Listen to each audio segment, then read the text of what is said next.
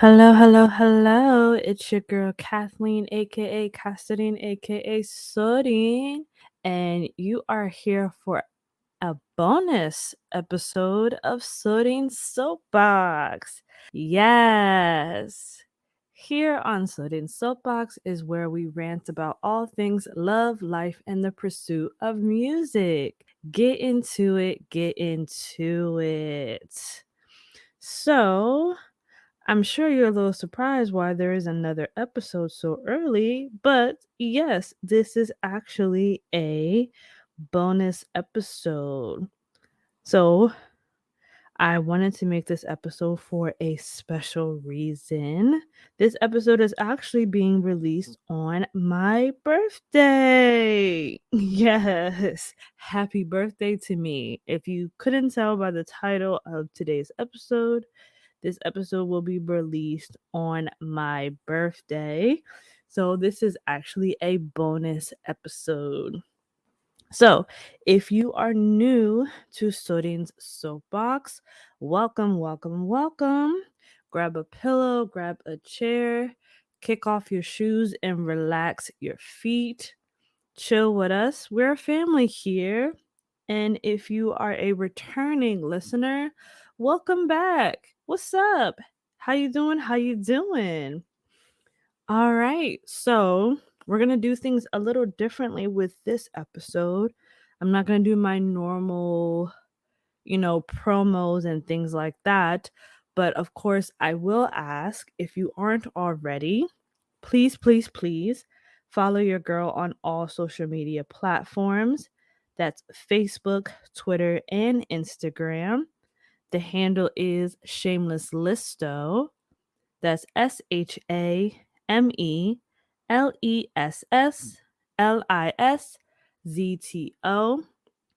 Let me know what you think about this episode or previous episodes. But come chat with me, add me on the socials. But other than that, we're going to jump right into today's episode. So, as I said, this is going to be a bonus episode outside of my normal schedule. So, you're in luck for this bonus. So, like I said, this episode, I'm doing things a little different since this is releasing on my birthday. And funny enough, this whole month of October has been very interesting to say the least. Normally, when October comes around, I'm super amped, I'm super pumped of the thought of my birthday coming around. But this year has been a little bit different. I'm not gonna lie to y'all.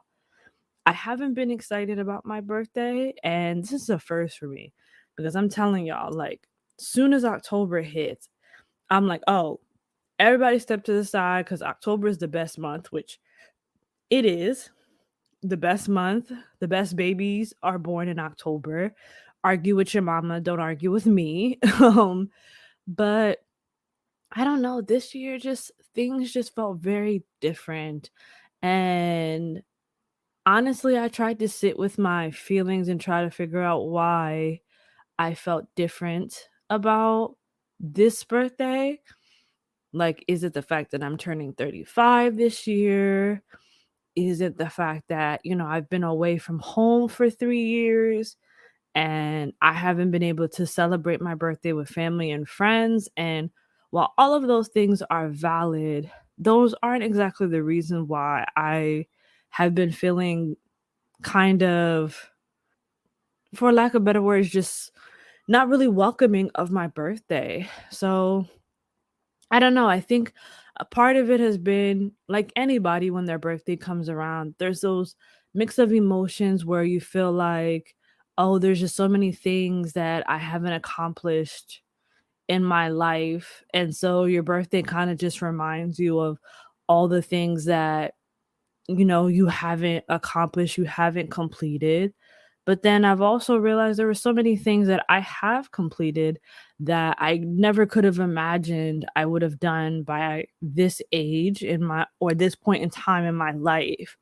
Things like moving to Korea, things like having this podcast and learning multiple languages, being in therapy, doing things like paragliding and solo dating and traveling on my own, and not just across the world, but just getting on a bus or subway and just navigating on my own. Whereas before, I felt like I needed friends to do things with. Because, sometimes the thought of going to the movies by yourself or eating by yourself could be almost intimidating. And yet now I don't even think twice about doing those things.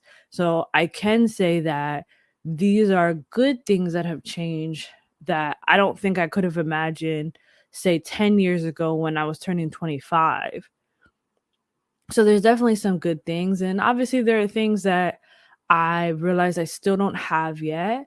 I don't feel like I'm in the best place financially that I imagine myself to be when I turn 35. I definitely imagine myself to be married and having children at this point. But I also realize on the flip side that with the mentality and the emotional immaturity that I had, I probably would be divorced by now. And so that's also my reality and acknowledgement of that. And just, different things like that. I've had to kind of look over my life and think, what things have I accomplished? What things have I not accomplished? So it's kind of been a self evaluation phase. And maybe that's just why this year's been feeling different. Is that in past birthdays, I've kind of just been excited over the fact that it's my birthday, it's my birthday. And this year has felt more self reflective. And I don't know if that's just a result of my age or if that's a result of me being a lot more aware of things, especially now that I'm in therapy. I'm more intentional about being in prayer and reading my word and things like that. I don't know if it's a culmination of all of those, that's why this birthday I'm not so blindly just excited. I'm more like, let's be more reflective.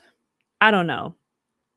But yeah, it's been kind of hard to feel excited. And also, thinking to myself, like, I have no plans for my birthday, if I'm being completely honest with y'all. Normally, like, I have everything mapped out. If you heard my worst birthday ever episode, I had everything planned out, from getting a tattoo and going to see a HBCU homecoming to going to Dave and Buster's. And I've had birthdays where literally I've had the agenda planned for weeks on end. Even if it's something simple like just going out to dinner, I knew the restaurant I was going to, I knew what I was going to wear, I knew who was coming, the whole itinerary. This year, I was just like, I have no idea what I want to do.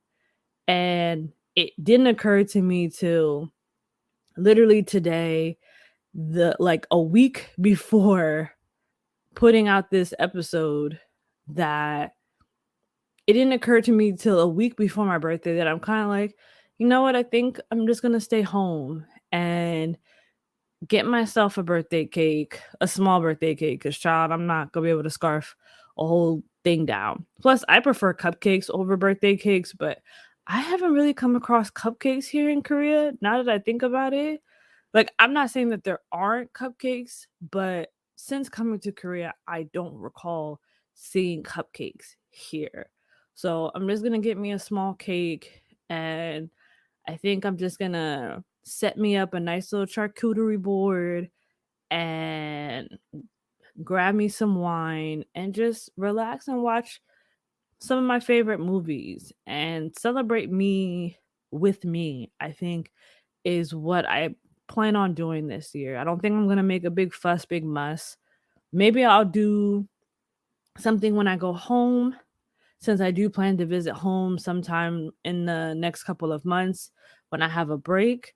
But for now, I think I just want to reflect and just enjoy my own presence and just be me and with me, versus always feeling like I have to be surrounded by people and do things with people. So that's kind of just what I'm feeling right now. But the real purpose of this bonus episode is I wanted to kind of do like the last episode, where it was kind of this rambunctious love letter to Drake, but I kind of wanted to be on a more softer note.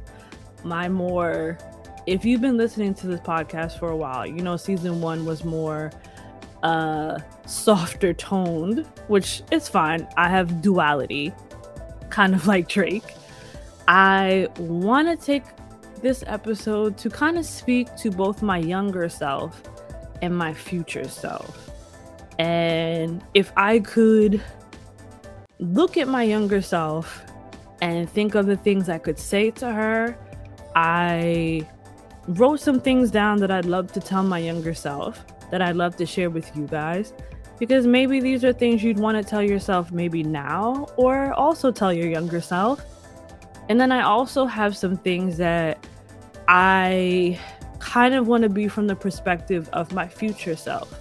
So kind of in the prophetic manifestation type of mentality, and saying that even though I may feel certain ways now in the present time, I kind of want to time travel and tell myself these things as if I was in the future, so to speak. I hope it makes sense.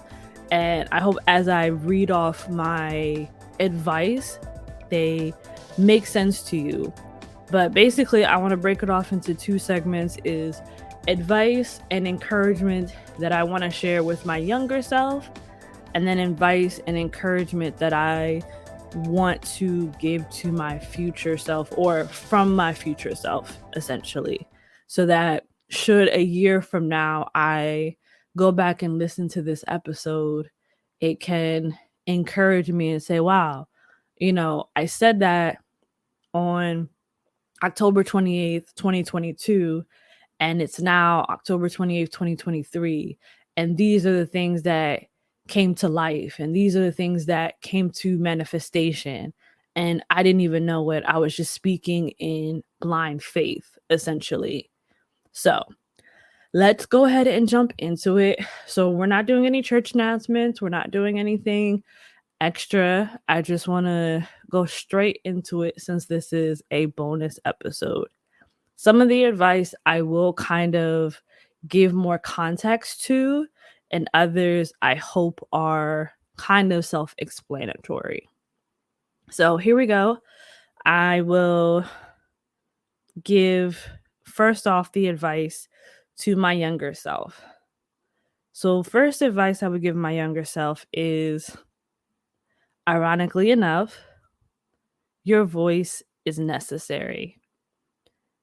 I put that there because as a kid, especially in school, I used to always get on my report card that I was really smart, but I used to talk a lot. Always on my report card that I was super smart, very, you know, I knew what I was doing. I knew the lessons. I knew what was going on in class, but I just talked too much. And funny enough, years later, now I have a podcast.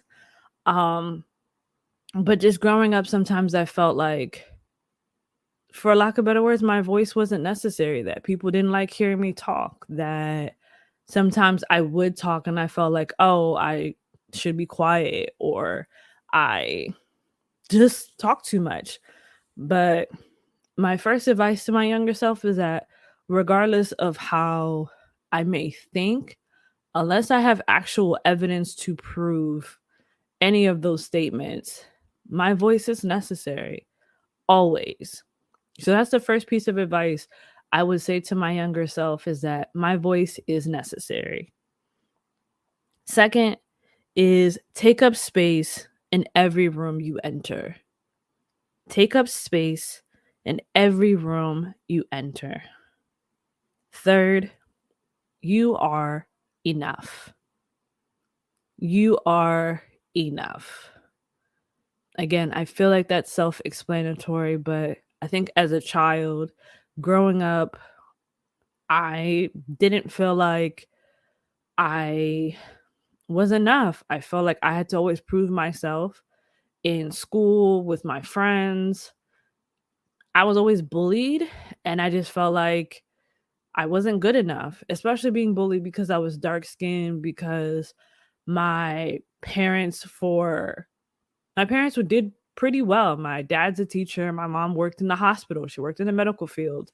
And so I always grew up pretty, I wasn't poor, but I wasn't rich. My parents did pretty well for themselves. And therefore I was bullied for that. I was bullied because I was dark skinned. I was bullied just for weird reasons. And so I felt like I always had to prove myself in some form or fashion. So my advice to my younger self would be you are enough. The next one is definitely important to my younger self. You were never ugly. You were just surrounded by wahites. Now, some people may take offense to this, but again, going back to me being bullied, especially for being dark skinned, I really grew up thinking that I was ugly. I grew up thinking that I wasn't pretty enough. And I realized now that I'm older that I was never ugly. Even when I look at a lot of my pictures when I was coming up, I may have had, the barrettes or well, in Creole we call them boulettes, but the little ball, uh I have no idea how to call them in English, but they're the little, I think I've heard some people call them bobos. I have no idea. But I had those up until the time I was 13 because my mom didn't want to perm my hair. And I couldn't wait till I got a perm because I thought that would make me feel more attractive because that was the beauty standard, was having the long flowy hair, which was the European, look. But I realized that that was the Wahite standard. I was never ugly. I grew up in Wahite suburbia, so therefore they naturally were the cream of the crop. And there were plenty of guys or boys in my class who liked me, but they were never going to pick me because that meant that they would have to go against what was in, what was, considered the beauty standard. Because even now, I remember growing up, those same boys, when I went off to college or whatever, Facebook became a thing. Those same boys went and found me and they were like, wow, like you really grew up. You look good. Back then, y'all didn't want me. Now I'm hot. Y'all all on me. Like Mike Jones said it best. So I realized I was never ugly. I just was in the wrong environment that I didn't fit into the beauty standard. Same thing like with clothes. They didn't make clothes for curvy girls or plus size girls. Therefore, I dressed very frumpy or tomboyish. The clothes just didn't fit me because I had already developed, you know, a body by the time I was in the 6th grade. The 6th grade, I already had the chest and the butt before the rest of the girls did. So naturally, they bullied me because they were like, why do you already look like this? Because the whole, black girls are fast and black girls develop faster than everybody else. They were bullying me for the way that I looked. And so I kind of felt ashamed and awkward in my own body, but I realized there was nothing ever wrong with my body. I was always that girl. I just grew up in the wrong environment. So that's why I would say I was never ugly. I just was around Wahites and they wanted to make me feel otherwise. The next piece of advice I would give myself is spend less time chasing boys and more time chasing yourself. Now, I know in like my early episodes, I said I never dated because l'école, la caille, and l'église was the main, triangle in my household. So naturally, because I wasn't allowed to date, I chased boys a lot. I was attracted to them naturally. But I think I had this weird obsession with boys and wanting to date to the point that it took up a lot of my mental capacity. It took up a lot of my mental. And I carried it through high school and even through college that I wanted boys to like me. I wanted boys to be interested in me desperately. Like I wanted attention. I wanted validation from boys. But at the same time, I had this whole, men deserve less mentality. So it's kind of like this push pull. ordeal that I had going on. So I had a really weird situation internally going on where I wanted boys to notice me, but then at the same time, like I felt like men deserved less. And part of that just was because boys would hurt my feelings because again, the bullying, the name calling, all of that. So I think that's where the push and pull comes through. But I wish I just would have spent less time worrying about boys liking me and just chase myself more. Now, obviously, middle school girls, high school girls, that's kind of like where their head is at. But in all reality, I just wish that I would have been more focused on myself than a lot of these boys, because even though my parents told me focus on your education, boys will come later. I think for me, like I just remember just being so boy crazy for a long time. And I kind of regret that phase of my life. So I would definitely tell myself to not chase boys for so long. But then on the flip side, I would say run away from the grown men who look at you with lustful eyes. Now, I said before that in come the 6th grade, I developed pretty early because I got my cycle pretty early. So therefore, my body came in before everyone. So even though I was 12, I looked 17. And unfortunately, that brought on these grown men looking at me with lustful eyes, and it brought its own set of issues and problems with it. And again, because I was in this state where I wanted attention from boys, I got attention from boys, just not the boys that I wanted to get the attention from. And that, again, there was this push pull. Men deserve less.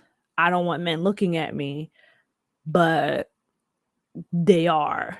So it's kind of this weird dichotomy that happened, that I would definitely say run away from the grown men who look at you with lustful eyes, because there was just a twisted ordeal in my mind that I thought the attention I was getting was somehow good, because I thought like, oh, look at me, like I'm getting attention. It was almost like I thought it was a flex. But now that I'm older, I'm like, that's not a flex. That grown men are looking at children in that type of manner, that especially once I expressed my age and they were like, oh, it's okay. No, it's not okay. That's a whole nother issue in and of itself. So I would have told myself, if I could speak to myself now, I would tell myself like run away from those types of men. Um on a lighter note, I would say have fun more and worry less about being the responsible one. Because I am the firstborn, I'm essentially the second mother in the house. So I felt like I always just had to be the responsible one. I had to always do what I was told, do always had to represent the family essentially. So I felt like I wasn't allowed to be free. I wasn't allowed to let my hair down. I wasn't allowed to just have fun. That's really what I struggled with, because I felt like, oh, if I do this, then I'm a, you know, dishonor on you, dishonor on your cow. Like that whole ordeal, I felt like was on my shoulders. So I didn't have as much fun as I wanted to growing up, because I felt like I was always having to be an adult, even though I was a kid. I didn't let myself be a kid. So I would really tell myself, be a kid, have fun, be a child, be free. I would definitely go back and tell myself that. Um Next, I would say it's okay to be different from those around you. Being unique is a blessing, not a curse. Again, it all kind of ties in. I felt always on the outside. I didn't know why I was always an outsider. Even now, I still kind of feel like an outsider, and I've always felt like it was a curse. But as I've grown older, I realized standing out, being different, not blending into the crowd is more of a blessing than it is a curse. it means that there's a special calling on your life, there's an anointing on your life that you're not meant to always fit in. Sometimes you will fit in certain situations, but most times you're not meant to fit in. You're not meant to blend in. So I realized that it's okay for me to not always fit in every place that I go or everywhere that I go. I'm just not simply meant to, I'm not meant to. Next, I would say that not all friendships are meant to be forever, and that's okay. This one is hard. This is definitely hard for me to say because I was that person who felt like every friend that I had, we were going to be friends forever. Like my kids are going to grow up with your kids. We're going to be in each other's weddings. We're going to grow old together. Like we're going to try and buy houses close to each other or in the same neighborhood. Like anybody that I'm friends with, I have that mentality that we're going to be friends forever. I never imagined the mentality that friendships can be seasonal. And I think as I've gotten older and realizing that that is the case, it's been hard to embrace, but I realized that it's okay that there are certain people, they're only meant to be in your life for a season. Some friends are only a season or a lesson. I believe I mentioned it before that some friends are roots, some friends are leaves, some friends are branches. They're just different aspects in your life. And you just have to use discernment and wisdom to understand how each friend fits into your life. So for me, I would definitely tell my younger self to not always assume that every friend that comes into my life is going to be a forever friend or going to be a root. They can easily be a leaf or someone that's just there for the season to teach me something or for me to teach them something or pour into them. And at whatever point that we need to go our separate ways, even if it still hurts, it's necessary for us to go our separate ways. The next one is it's okay to not trust people so easily, but don't be so rigid in your walls either that you miss out on amazing people. Child, I'm a Scorpio and I'm Haitian. I don't trust people that easily. I have a wall, I have a moat, I have electric fence. Like, I don't let people in that easily. I don't trust people that easily. And especially growing up, I really had trust issues. I really had trust issues with letting people in. And so I had no problem telling people, like, hey, I don't trust easily. And I made it very difficult for people to be friends with me, unnecessarily difficult at that. You know, I was unnecessarily stubborn and unnecessarily difficult to let people be friends with me. And I would give people, you know, again, an unnecessarily hard time because I just didn't want people to, like, I didn't want to let people in. And so I would say, like, it's okay to not easily trust people, but if people show that they're worth essentially stepping out on and trusting them, you know, let them in. But again, also don't don't be so rigid either. Like, don't easily trust people, but don't make it so hard for people to see you and to get in. And I think as I've gotten older, I've learned to be a lot more open with people, not necessarily always being vulnerable and transparent. I choose when I'm vulnerable and when I'm transparent with people, but I don't think it's necessarily a bad thing to be open with people. And even sometimes I think back then I was just afraid of people using the things that they knew about me to hurt me, but it's like it's a it's a lose on your part. It's not a loss on my part. Like if you choose to take what I thought I could trust you with to somehow backstab me, that's on you. That's not on me. But again, that came with wisdom and understanding that I never lose. That's you just lost a good friend, you lost a real one, not me, because I kept it 10 toes down the whole time. But if you chose to use whatever information that I shared with you to try to get to me or backstab me or try to win on me, trust me, it's going to come back to you way worse. So that's on you, not on me. Anyways, moving on to the next one. I love this one. It came to me as I was writing this down. Embrace your laugh. It lights up rooms. Not to say I hated my laugh, but again, it's just one of those things I used to be self-conscious about. But it's self-explanatory. I know in the last episode, I was laughing a lot, and that's actually my, not to say I've ever been a fake laugh in any of the episodes, but in the Drake episode, that's probably like my realest laugh. Aside from like if you're with me and we're watching a movie or we're telling a story and I'm laughing so hard I cannot breathe. But I know my laugh is distinctive. I know my laugh carries. I know my laugh fills up a room. And sometimes I feel like, you know, maybe someone thinks negative about my laugh, but I realize I don't care.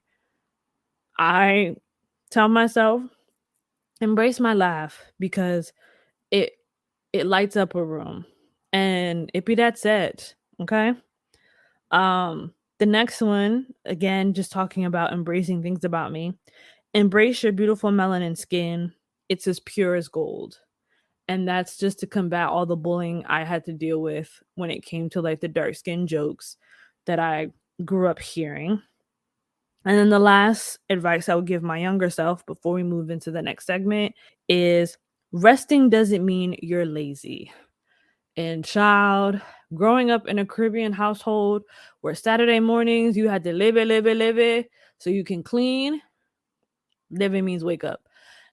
Child, there's no such thing as resting. Resting is not a thing. Resting means you're lazy because why are you resting? Why are you resting? Even for me now, to rest, I have to really combat that because I feel like if I spend a day doing nothing, a part of me feels like I'm lazy. When in reality, it's like, girl, you worked 5 days a week, 40 hours. You're allowed to rest. If you decide to do nothing, who gonna check you? Who gonna check you? Who? Nobody. Like, so I have to learn that resting does not mean I'm lazy. I deserve this rest. I earned it. So I want to tell my younger self, girl, if you want to rest, you rest. All right. So now I want to switch gears and speak to my future self. Now, again, this is more or less me transporting myself into the future, speaking to myself now. Because, like I said, it's now October 28th, 2022. And I'm transporting myself into the future and I'm speaking to myself from the future.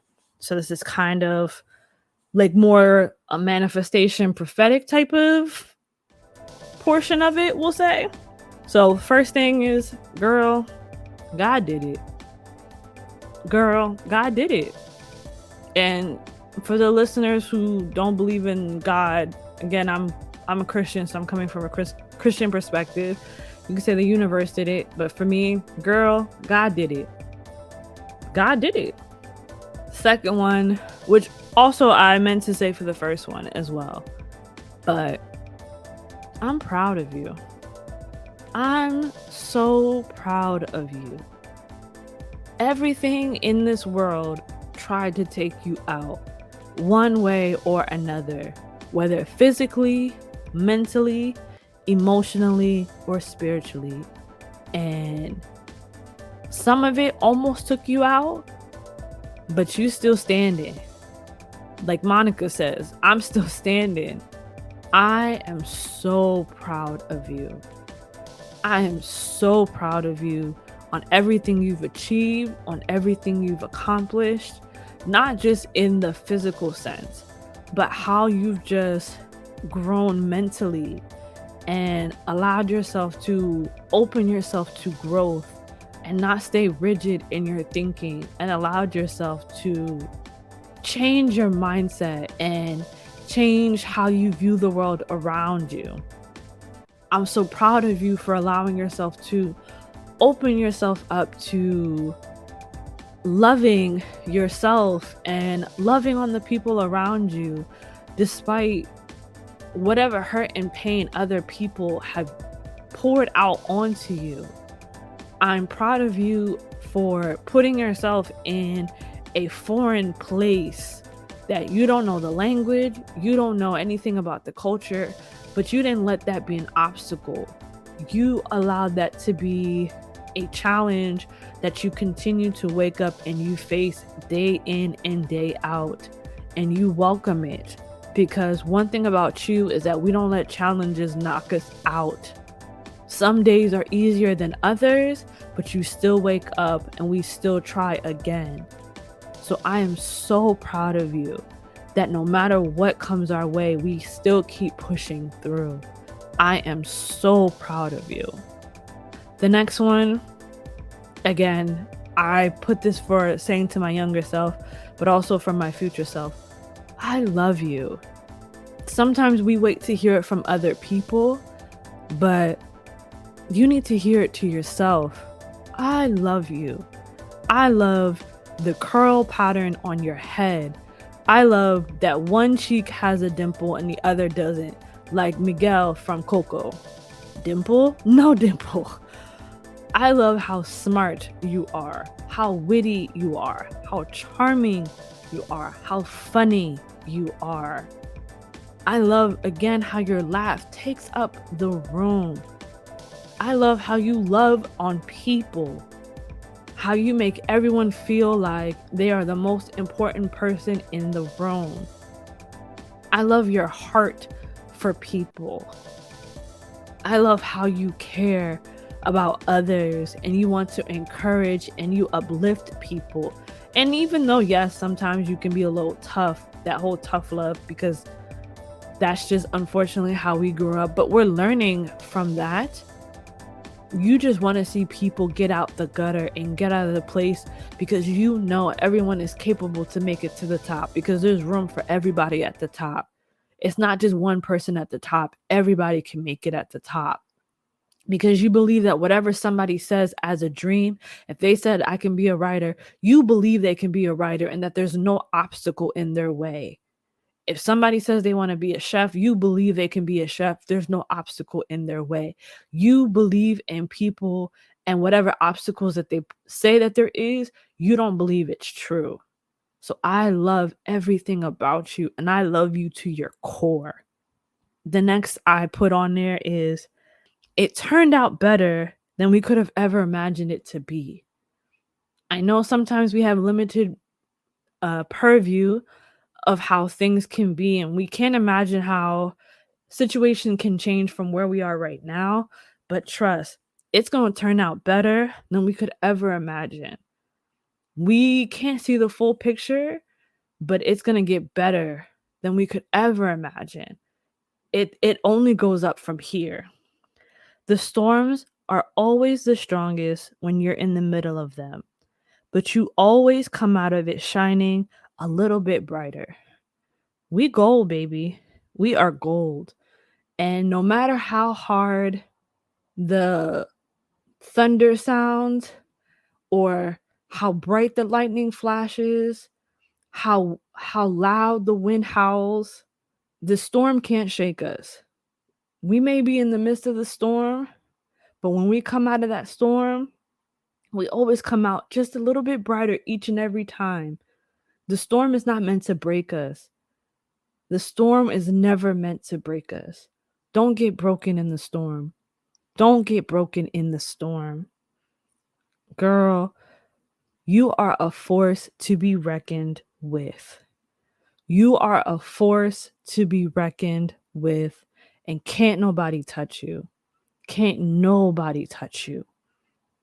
Why? Because God always got you. God always got you. Past, present, and future. God always got you. Something else I tell myself is look what happens when we pray more and worry less. This is what happens when we pray more and we worry less. You're stepping into the God is going to blow your mind season of your life. You're stepping into the God is going to blow your mind season of your life.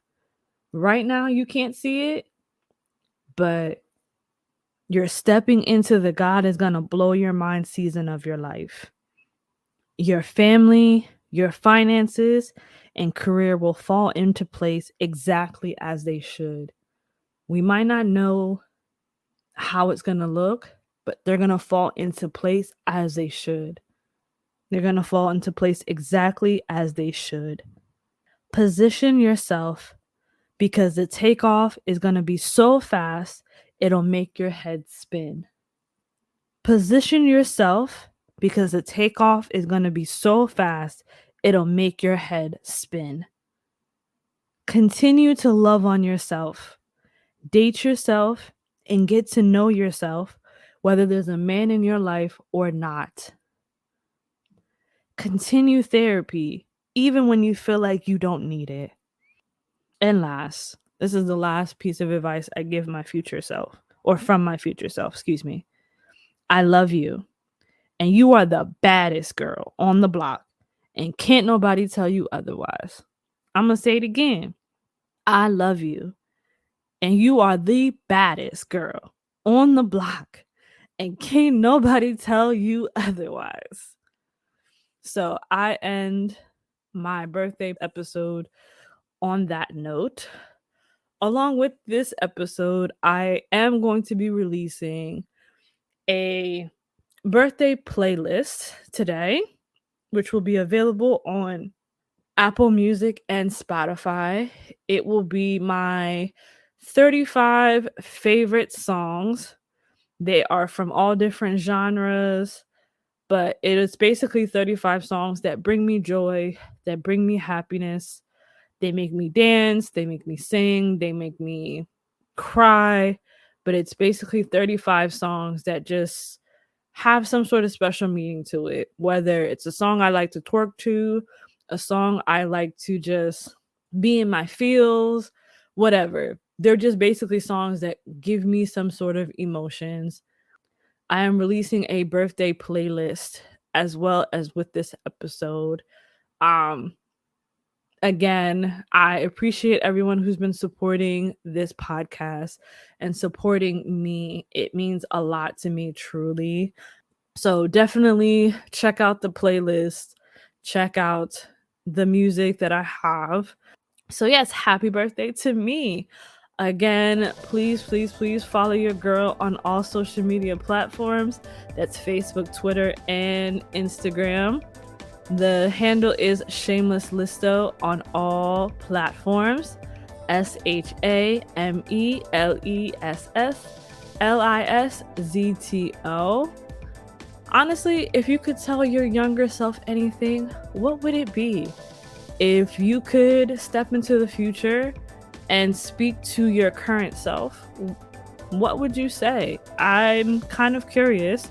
I know this episode was kind of unconventional, maybe a little bit all over the place, but tell me your thoughts. But until next time, your girl is off her soapbox. See ya.